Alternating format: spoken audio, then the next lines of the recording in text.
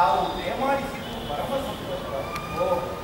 ಬ್ರಾಹ್ಮಣರನ್ನೆಲ್ಲ ಕರೆದು ಗೋದಾನ ಭೂದಾನಾದಿಗಳ ಮೂಲಕವಾಗಿ ಅವರ ಮನಸ್ಸನ್ನು ತೃಪ್ತಿಪಡಿಸುತ್ತಿರುವಂತಹ ಈ ಅವಸರದಲ್ಲಿ ತಾವು ಬಂದೊದಗಿ ಸಂಭಾಷಣೆಯಿದ್ದೇನೆ, ಆಸೀನರಾಗಿದ್ದೇನೆ. ಅರ್ಘ್ಯ ಪಾದ್ಯಾದಿ ಉಪಚಾರವನ್ನು ಸಮರ್ಪಿಸಿದ್ದೇನೆ, ಸ್ವೀಕರಿಸಬೇಕು. ಒಳ್ಳೆಯ ಇಷ್ಟೇ ಅಲ್ಲ, ಬೆಳಿಗ್ಗೆಯಲ್ಲಿ ತಾವು ಹೊಂದಿರೋದು ವಿಶೇಷವಿದೆ. ಏಕಾದಶಿ ದ್ವಾದಶಿಯ ಪಾರಣೆಯ ಮುಹೂರ್ತ ಈಗ ಸನ್ನಿಹಿತವಾಗುವುದು.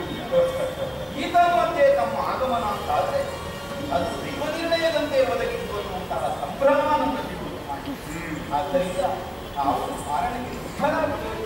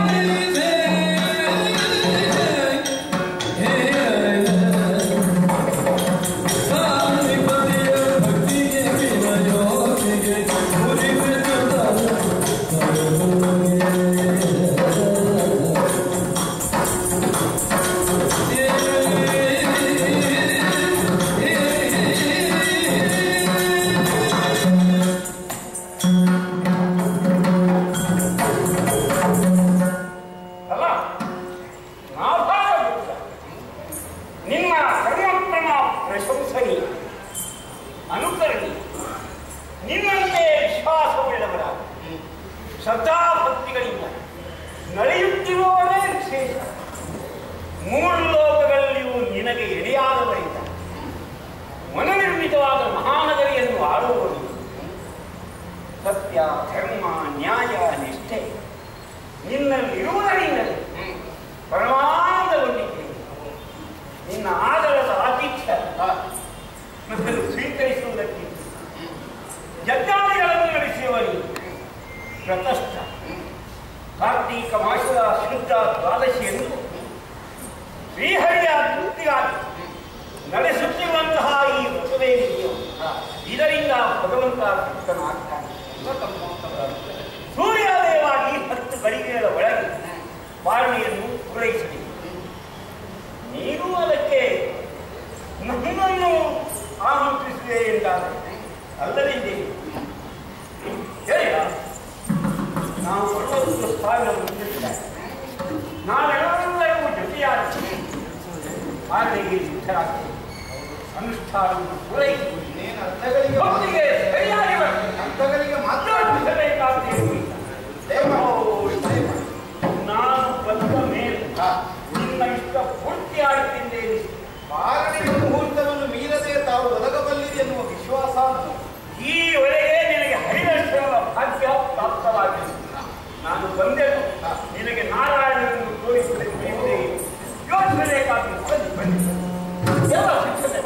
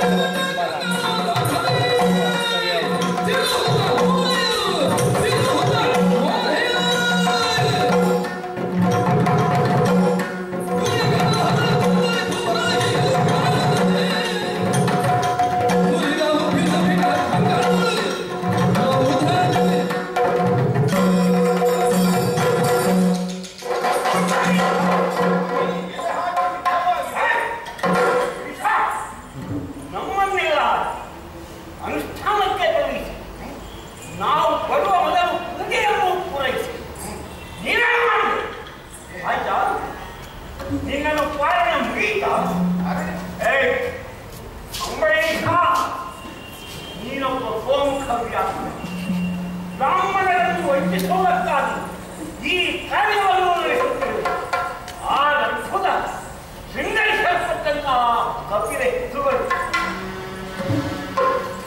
ರಾಶಿ ಏನು ನಿಮ್ಮ ಊರಿನಲ್ಲಿ ಬ್ರಾಹ್ಮಣರು ದಲಿತರಾಗಿರಬೇಕು. ಯಾವ ಊರಿನಲ್ಲಿ ಹೆಚ್ಚಾಗಿ ಬ್ರಾಹ್ಮಣರು ಬ್ರಾಹ್ಮಣರಾಗಿ ಬರ್ತಾರೆ ಅಲ್ಲಿ ಅವರಿಗೆ ದಾರಿದ್ರ್ಯ ಹೆಚ್ಚಾಗಿದೆ ಅಂತ ಅರ್ಥ. ನಿನ್ನ ಆಳ್ವಿಕೆ ಇದು ನೀನು ಮಾಡಿದ ಮತ್ತೆ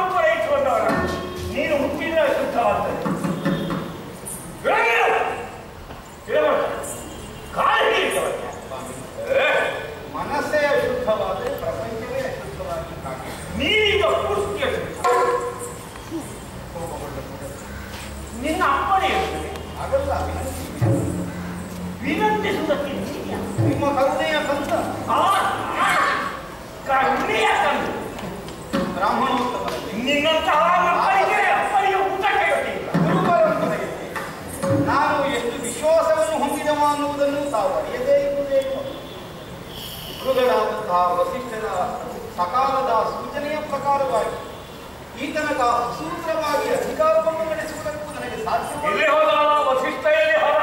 ಸ್ವಾಮಿ, ನನ್ನ ಸಿರಿತನವನ್ನು ತೋರಲಿಕ್ಕಲ್ಲ ನಾನು ದಾನ ಧರ್ಮ ಬ್ರಾಹ್ಮಣರು ಬಡವರಾಗಿ ಹಿಡಿದದ್ದು ಅದು.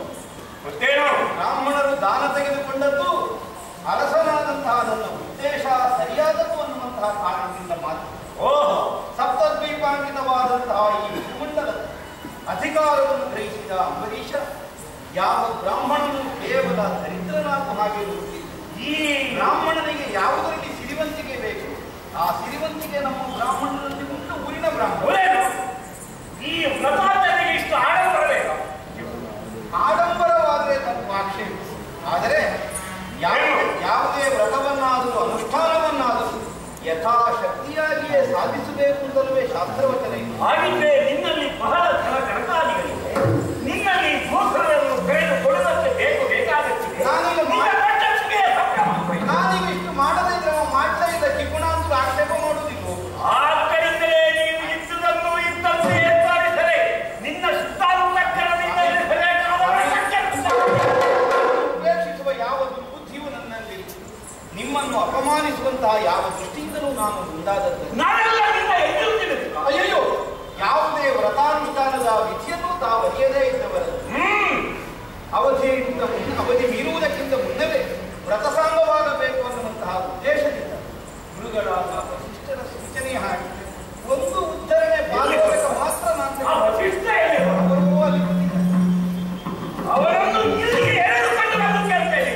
ಉದ್ಧರಣೆ ಪಾದೋದಕವನ್ನು ಮಾತ್ರ ಬೇರೇನು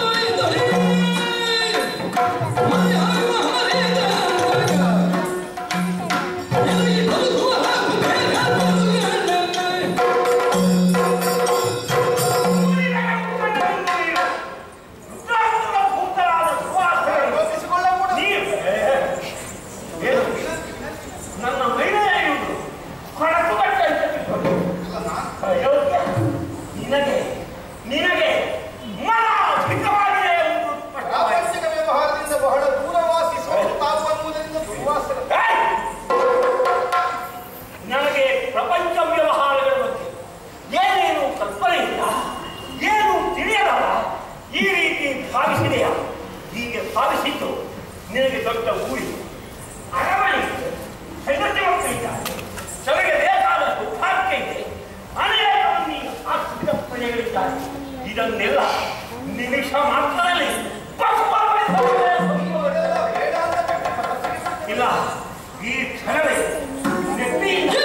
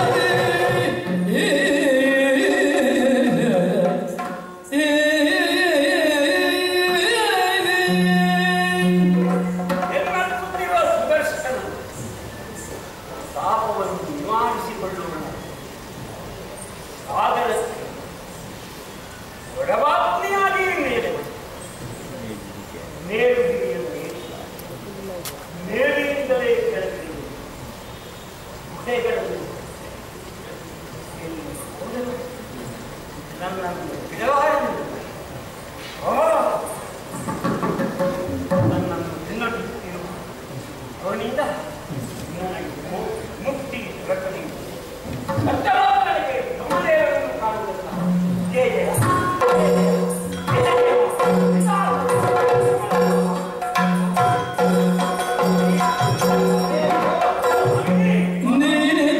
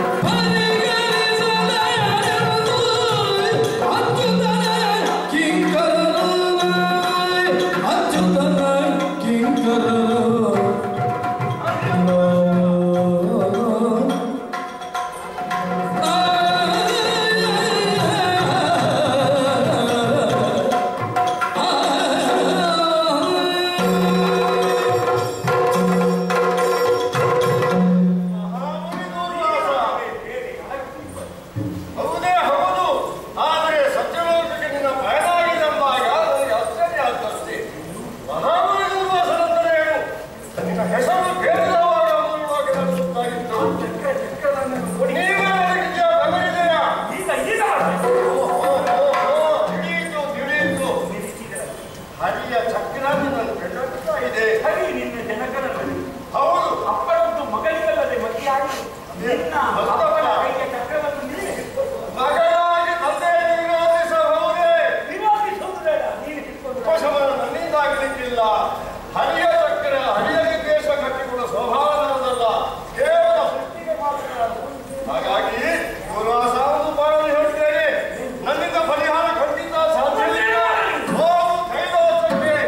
ಶಿವನ ಬಗೆ ಹೋಮ ಕೈಲಾಸಕ್ಕೆ ಹೋಗಬೇಕು ಅಂತ ನಿನಗೂ ಆಗಿದೆ. ಸಾಕು, ಇನ್ನು ಇಲ್ಲಿ ನಿನ್ನ ಉರಿ ಸಾಕ. ಹಾಗಾಗಿ ನಡೆ, ನನ್ನಿಂದಾಗದು. ಯಾರಿದ್ರೆ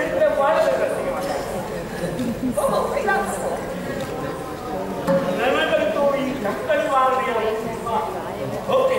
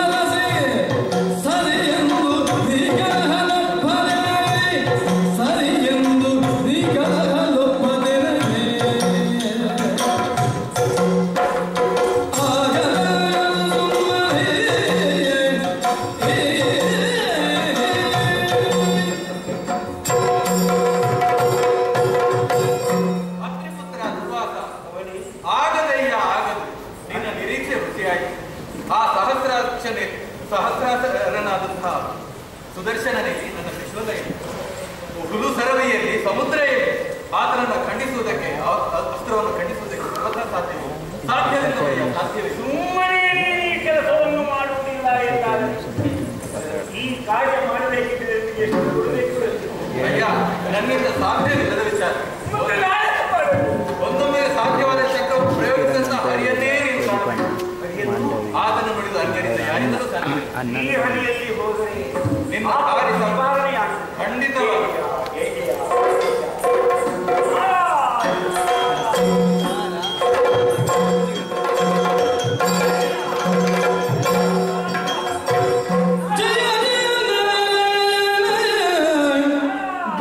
ಭಯ ನಿವಾರಣ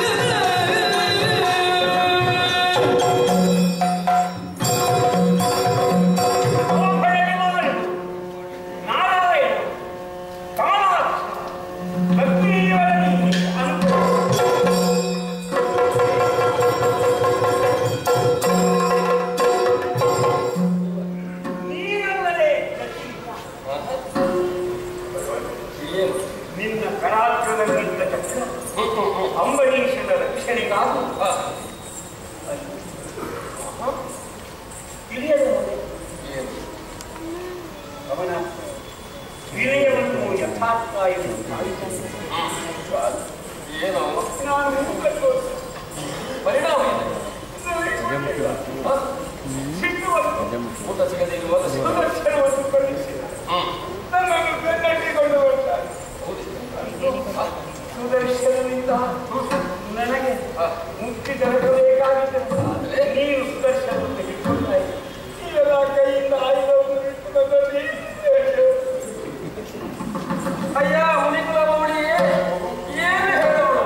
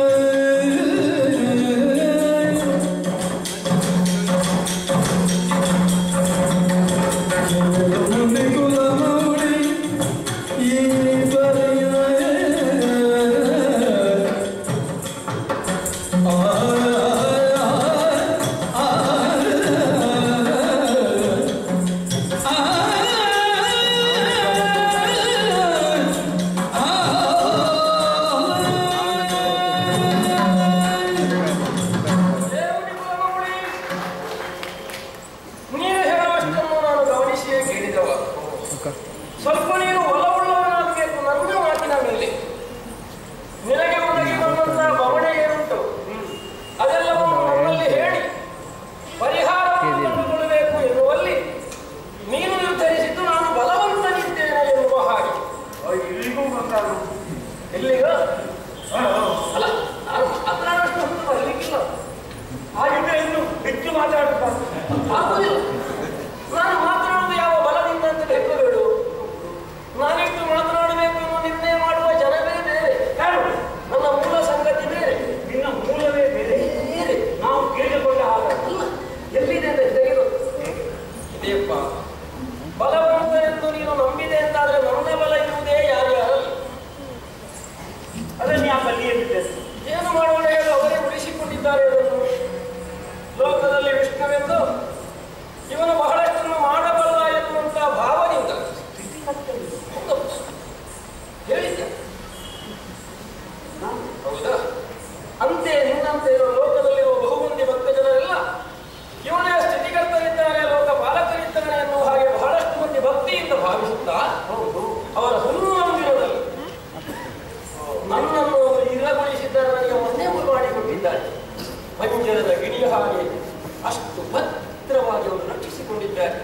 ನಿನಗೆ ಅಭಿಪ್ರಾಯತೆ ಇಲ್ಲ. ನೀನು ಯಾರ್ಯಾರ ಹೃದಯ ನೀವು ಯಾರ್ಯಾರ ಮನಸ್ಸೆಂಬ ಮನೆಯಲ್ಲಿ ನಾನು ಎನ್ನುವಾಗ ನನ್ನ ಮನೆ ಉಂಟು. ಇಲ್ಲಿ ನನಗೆ ಆಧಾರ ಸಿಗ್ತದೆ ನೀನು ಭಾವಿಸಿ ಬಂದಾಗ ಆಗ್ತೇವೆ. ಅವರಿಗೆ ಬಂದ ಆಪತ್ತು ನನಗೆ ಅಂತ ನಾನು ಭಾವಿಸಬಹುದು. ಹಾಗಿದ್ದರೆ ನನಗೆ ಬಂದ ಕಷ್ಟವು ನಿನ್ನದೇ. ಹೌದಾ? ನಾನು ನಿನ್ನನ್ನು ನಂಬಿ ಈಗ ಆದಿತ ಹೌದಾ? ಈಗಲೂ ನೆನಪಾಗ್ತದೆ ನಿನಗೆ. ಏನು ಮಾಡೋಣ ಹೇಳು. ಆದರೂ ಲೋಕದಲ್ಲಿರುವಂತಹ ಭಕ್ತಜನರ ಕುರಿತಾಗೆಲ್ಲ ನಾನು ಯೋಚಿಸುತ್ತಾ ಇರುವಾಗ ಭಕ್ತಜನಕ್ಕಿಂತ ಹೆಚ್ಚು ಯಾವುದೂ ಅಲ್ಲ. ಬ್ರಹ್ಮನು, ಹರನು, ದೇವೇಂದ್ರಾದಿಗಳು ಅವರೆಲ್ಲರೂ ಆಮೇಲೆ ನನಗೆ, ಮೊದಲು ನನಗೆ ಭಕ್ತಜನ. ಅವರು ಹೇಳಿದ ಹಾಗೆ ನಾನು ಕೇಳ್ತೀನಿ. ನಿನ್ನನ್ನು ನಂಬಿದ್ದೇನೆ. ಈಗ ಹೌದಪ್ಪ, ನೀವು ನಂಬಿದ್ದು ಈಗ ತಾನೇ. ಅನ್ಯಥಾ ಶರಣು. ಅಯ್ಯೋ ದೇವರೇ, ಯಾವಾಗಲೂ ನೆನಪಾಗಬೇಕಾದ್ರೆ ನೀವು ನೆನಪಾದ ನನ್ನ ಮುಖ ಕಂಡಾಗ ನನಗೆ ಯಾವಾಗಲೂ ನೆನಪುಂಟು. ಏನು ಮಾಡೋದು ಯಾರಿಗೂ ಅದು ಗೊತ್ತಾಗಿಲ್ಲ. ಹಾಕೋ. ನೀನು ಗೊತ್ತು ಮಾಡೋದಕ್ಕೆ ಹೋದವನಲ್ಲ ನೋಡು. ಗೊತ್ತು ಮಾಡಿದ್ದು ಬೇರೆ ರೂಪವನ್ನು ತಾನೇ. ಈಗ ನಿನಗೇ ಗೊತ್ತಾಗಿತ್ತು. ಈಗ ನನಗೆ ಗೊತ್ತಾಗಿ ಏನು ಪ್ರಯೋಜನ ಇಲ್ಲ. ಕಾಲ ಮಿಂಚಿ ಹೋಗಿದೆಯಪ್ಪ. ನಾನು ಶರಣರು ಹೇಳಿದ ಹಾಗೆ ಕೇಳ್ತೇನೆ ಹೊರತು ಇನ್ನೊಬ್ಬರು ಹೇಳಿದ ಹಾಗೆ ಕೇಳುವ ಹಾಗಿಲ್ಲ. ನಾನು ಅವರಲ್ಲೇ ನಾನು ಇದ್ದೇನೆ ಅವರಲ್ಲೇ ಹೇಳಬೇಕಾದ್ರು. ಆದರೆ ನೀನು ಶರಣ ಅಂತ ಹೇಳಿದ್ದು ಈಗ. ಅದಕ್ಕಿಂತ ಮೊದಲಾಗಿ ಶರಣಾಗತಿಯನ್ನೇ ನಿಲ್ಲಿಸುತ್ತ ತನ್ಮೂಲಕವಾಗಿ ವಧಿಸಿದವ ಅವನಿದ್ದಾನೆ. ಅಂಬರೀಷ. ಅಂಬರೀಷನು ಅಂಬರೀಷ ನಾಭಾಗನ ಮಗ, ಸೂರ್ಯವಂಶೀಯ, ಶ್ರೇಷ್ಠತೆ ಉಳ್ಳವನು. ಅಂಥವನ ಮನೆಯಲ್ಲೂ ನೀನು ಇಷ್ಟೆಲ್ಲ ಮಾಡಿದ್ದು ಹೇಳುವುದು. ಓ ಹೇಗಾದ ಅಂಬರೀಷನ ಬರುವುದಕ್ಕೆ ಎಲ್ಲಿಗೆ? ಇಲ್ಲಿ ಈಗ ಬರುವುದಕ್ಕೆ ಸುದರ್ಶನ ಅವ ಹಿಡ್ಕೊಂಡು ಅವ ಹಿಡ್ಕೊಂಡು ನಾನಂತೂ ಇಲ್ಲಿಂದ ಹೋದೆ. ಒಟ್ಟು ನಿನಗೆ ಸುದರ್ಶನ ಓದಬಹುದಾದ ಬೇಗ ಇಂದ ಬರುವಾಗ ಬೆಂಕಿ ನಿನಗೆ ಒಂದು ದಾರಿ ಹೇಳ್ತೇನೆ. ಅವನನ್ನು ಇಲ್ಲಿಗೆ ಕರೆಸುವುದಲ್ಲ. ಈಗ ನೀವು ಎಲ್ಲ ದಾರಿ ಹೇಳುವುದಕ್ಕೆ ದಾರಿ ತೋರಿಸುವುದೇ. ಯಾರ ದೆಸೆಯಿಂದ ಇದು ನಿನಗೆ ಭೂರಿ ಸಂಕಟ?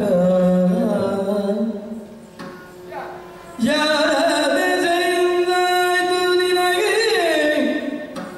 ಭೂರಿ ಸಂಕಟ?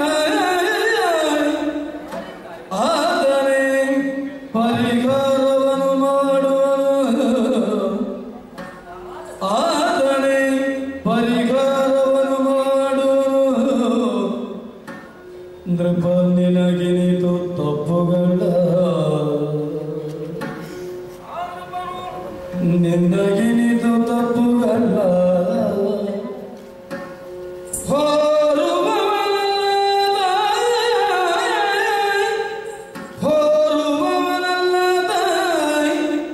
ಬರಿದೆ ವಿಚಾರನಾಗದೆ ನುಡಿಯನಲು. ಯಾರ ದೆಸೆಯಿಂದ ಇದು ನಿನಗೆ ಭೂರಿ ಸಂಕಟ? ಆತನೇ ಪರಿಹಾರವನ್ನು ಮಾಡುವನು.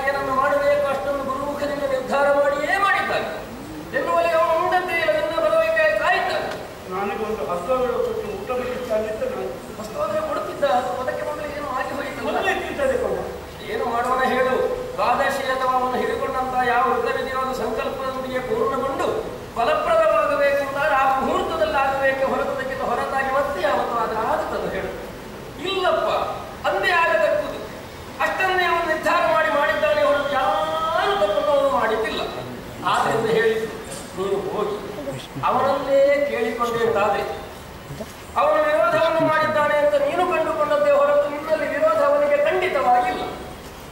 ವಿರೋಧವೇ ನಣಿಸ ಇಲ್ಲ ಬಂದವನಲ್ಲವೇ ಅಲ್ಲವ ಒಳ್ಳೆಯವನಿದ್ದಾನೆ. ಹೋಗಿ ಅವನ ಕಾಲಿಗೆ ಅಥವಾ ಅವನನ್ನು ಕೇಳಿಕೊಳ್ಳಿ. ನೀನು ಬರುತ್ತಕ್ಕೆ ಹೇಳುವುದಿಲ್ಲ, ಆಗುವುದಿಲ್ಲ. ಎಲ್ಲಿ ಆರಂಭ ಆಗಿದೆಯೋ ಕಥೆ ಅಲ್ಲೇ ಕೊನೆಗೊಳ್ಳಬೇಕು. ಅಲ್ಲಿ ಹೋಗಿ ಒಳ್ಳೆಯದ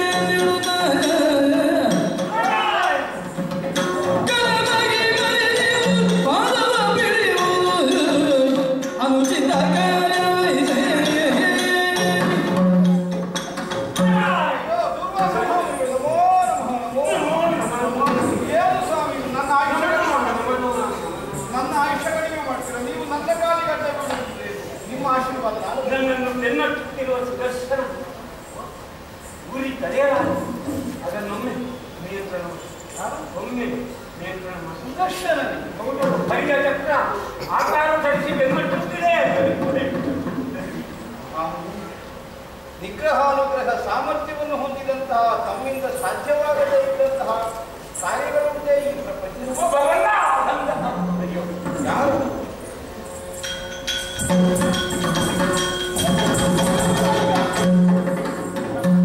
ನಿನಗೆ ಕೃಪೆಯುಂಟಾದರೆನ್ನಲೇ ಮುನಿಯ ಬಿಡುವುದೆನುತ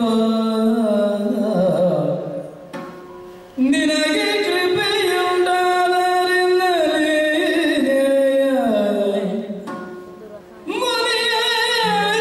ಮುನಿಯ ಬಿಡುವುದೆನುತ ದರೆಯಲಿ ಜನಪಮೈಕಿರಲು ನಿಮಿಷಾರ್ಧದೊಳು ಚಕ್ರವಾದೋ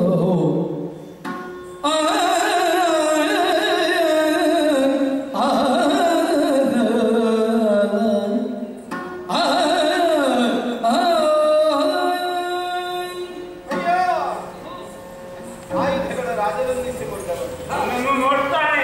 ಸಹಸ್ರಾರದಿಂದ ಸದಾಕಾಲ ಲೋಕಹಿತವನ್ನೇ ಸಂರಕ್ಷಿಸುವಂತಹ ಉದ್ದೇಶಕ್ಕಾಗಿ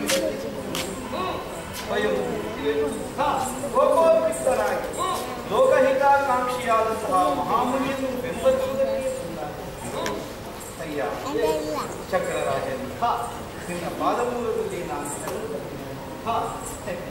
ಏನೋ ನನ್ನ ಕುರಿತು ಆಗ್ರಹವನ್ನು ಪ್ರದರ್ಶಿಸಿದರು ಮಹಾಮುನಿಗಳು ಅನ್ನುವ ಕಾರಣಕ್ಕೆ ಮುನಿದು ಅವರನ್ನು ನಾಶ ಮಾಡುವಂತಹ ಉದ್ದೇಶದಿಂದ ಬಡವಾಗ್ನಿಯಂತೆ ಜ್ವಲಿಸುತ್ತಾ ನೀನು ಬೆಂಬಲಿಸುವುದಕ್ಕೆ ಮುಂದಾದೆ. ಲೋಕಹಿತಾಕಾಂಕ್ಷಿ ಪರಹಿತವನ್ನೇ ಸದಾಕಾಲ ರಕ್ಷಿಸಿ ನಿಸ್ವಾರ್ಥ ಭಾವದಿಂದ ಬದುಕನ್ನು ಸಾಗಿಸುತ್ತಿರುವಂತಹ ಮುನಿಗಳವರು ನೀನೂ ಲೋಕದಲ್ಲಿ ಸಜ್ಜನರ ರಕ್ಷೆಗಾಗಿ ದುರ್ಜನರ ಶಿಕ್ಷೆಗಾಗಿಯೂ ಇರುವವನೇ ಹೊರತು ಲೋಕಹಿತವನ್ನು ನನ್ನಲ್ಲಿ ನಿನಗೆ ಇಳಿತಾದರೂ ಕೃಪೆ ಇದೆ ಎಂದಾದರೂ ನನ್ನನ್ನು ನೋಡಿ ನೀನು ಶಾಂತನಾಗಲಿ. ಸಾಮಾನ್ಯಗಳಿಗೆ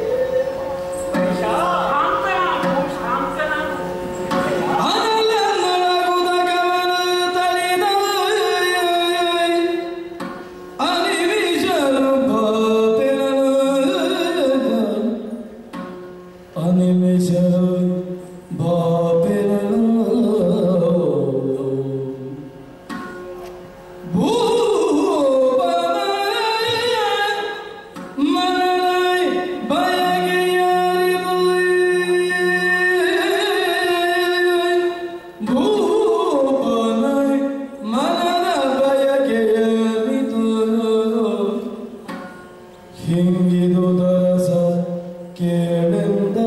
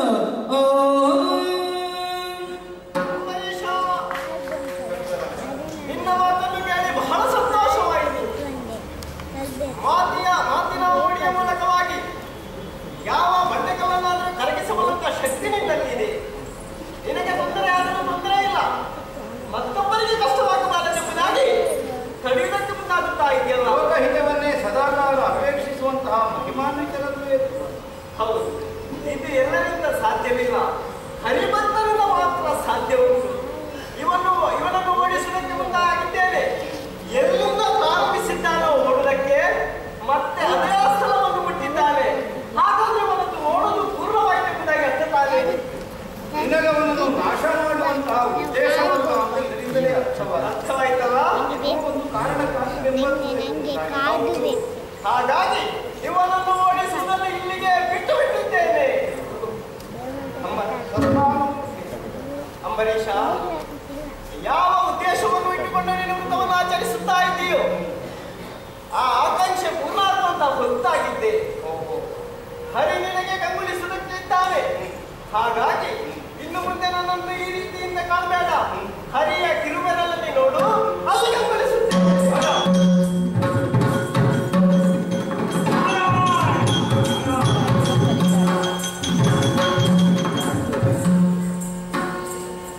ಜಯ ಜನಾರ್ದನ ಘೋಷ ತರಣೆ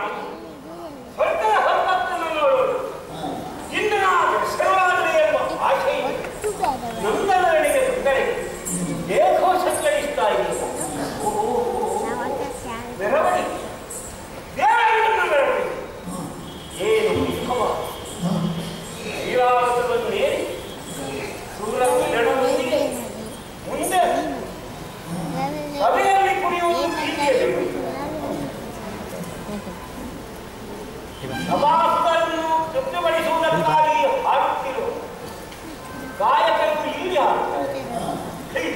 ಚಿತ್ರ ದೇವರನ್ನು ನೋಡಿ ಅವನನ್ನು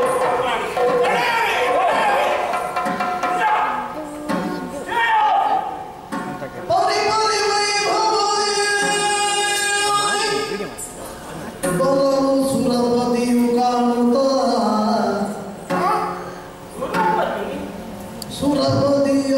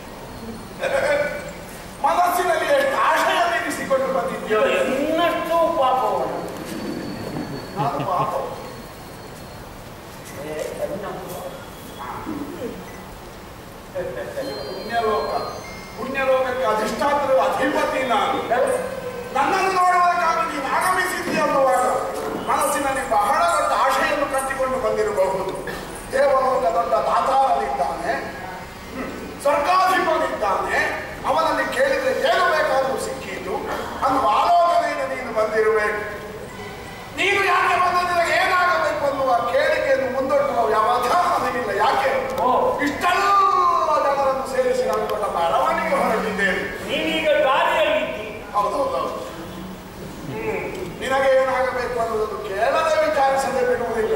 ನೀವೀಗ ನೇರವಾಗಿ ಆಸ್ಥಾನಕ್ಕೆ ಹೋಗು. ಮತ್ತೊಂದು ವಿಷಯದಲ್ಲಿ ಈಗಲೇ ಹೇಳಿಬಿಡ್ತೇನೆ. ಎಲ್ಲಿ ಕುಳಿತುಕೊಳ್ಳಬೇಕಪ್ಪ? ಆಸನ ಸಿಕ್ಕಿತೋ ಸಿಕ್ಕಲಿಕ್ಕಿಲ್ವ ಅನ್ನುವಾಗ ನೀನು ಹೆದರುವುದು ಬೇಡ. ಅಲ್ಲಿದ್ದವರೆಲ್ಲ ಇಲ್ಲಿಗೆ ಬಂದಿದ್ದಾರೆ. ಹಾಗಾದ್ರೆ ಎಲ್ಲಿ ಬೇಕಾದರೂ ಕುಳಿತುಕೊಳ್ಳಿ. ಇನ್ನ ಸಭೆಯ ಆಸನವೇ ಬೈದ. ಈಗ ತತ್ಕಾಲಕ್ಕೆ ನಾನು ಬರುವವರೆಗೆ ಅಲ್ಲಿ ಕಾದಿರುವ ನಿನಗೆ ಬೇಕಾದನ್ನು ನಾನು ಕೊಡ ಮಾಡುವ. ಏನು ಈಗ ದಾರಿಯಲ್ಲಿ ವಿಹಾರದಲ್ಲಿದ್ದೇನೆ.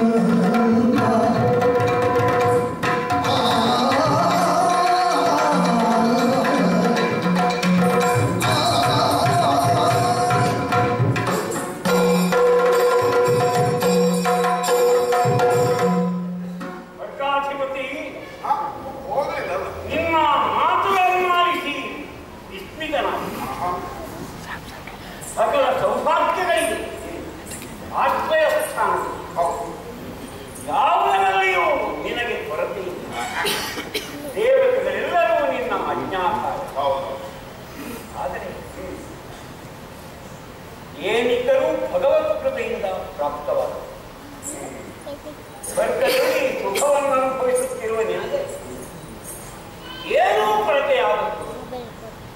ಸದಾ ಸರ್ವದಾ ದೇವತೆಗಳ ಹಿತವನ್ನು ಬಯಸುವವನ ಲೋಕಕ್ಕೆ ಹಿತಕಾರಕನಾದ ನಿನ್ನ ಸೌಭಾಗ್ಯವರ್ಧನೆಯಾಗಿದೆ. ಈ ಸದಾಶಯವುಳ್ಳವನಾಗಿ ಈ ದಿವ್ಯ ಕುಸುಮ ಮಾಲಿಕೆಯನ್ನು ಬಂದಿದೆ. ಇದನ್ನು ಸ್ವೀಕರಿಸಿ ಕಣ್ಣಲ್ಲಿ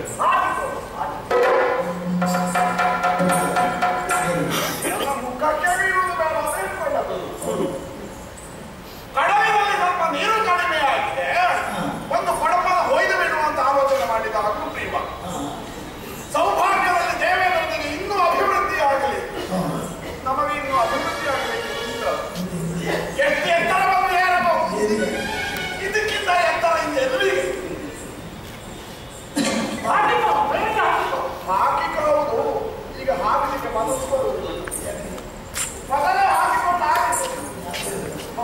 ಹಾಗೆ ಹಾಗೊಂದು ದೊಡ್ಡ ಮಾಲೆ ಕೊಟ್ಟವರಿಗೆ ಬೇಸರ ಆಗಬಾರದು. ಏನಿದಂತ ಐರಾವತವಾದ ಮಸ್ತಕದ ಮೇಲೆ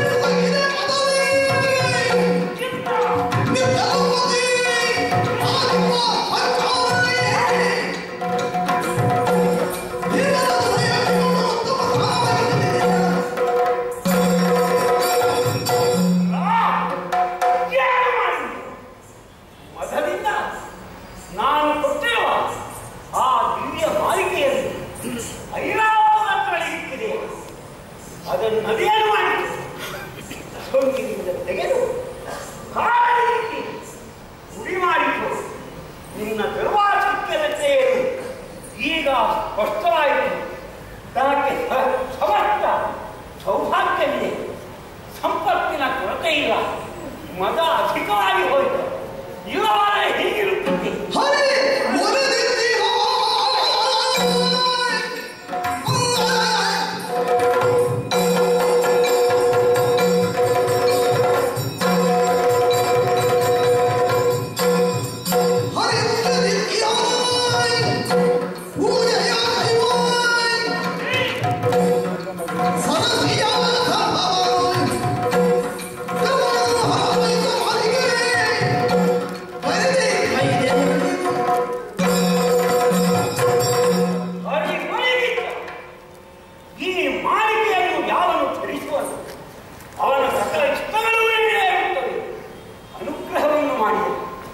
ಬ್ರಹ್ಮದೇವ ಈ ದಿವ್ಯ ಮಾಲಿಕೆಯನ್ನು ಯಾರಿಗೆ ಕೊಡಬೇಕೆಂದು ನಿನಗನಿಸುತ್ತದೆ ಅವರಿಗೆ ಕೊಡೆಯಿಲ್ಲ.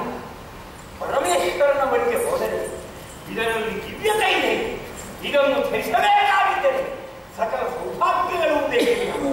ಅದನ್ನು ಯೋಚಿಸಿ ಮೂರು ಲೋಕಗಳನ್ನು ಕೊಳೆಯುವ ಮಹಾಮಹಿಮ ಈ ಕಲ್ಪನೆಯಿಂದ ನಾನಿಲ್ಲಿಗೆ ಬಂದು ನೀಡಿದರೆ ದಿವ್ಯ ಪ್ರಸಾದವನ್ನು ಅವಗುಣದಿಂದ ಒಪ್ಪಗಳೆಯಲ್ಲ. ಇಲ್ಲ, ನೀನು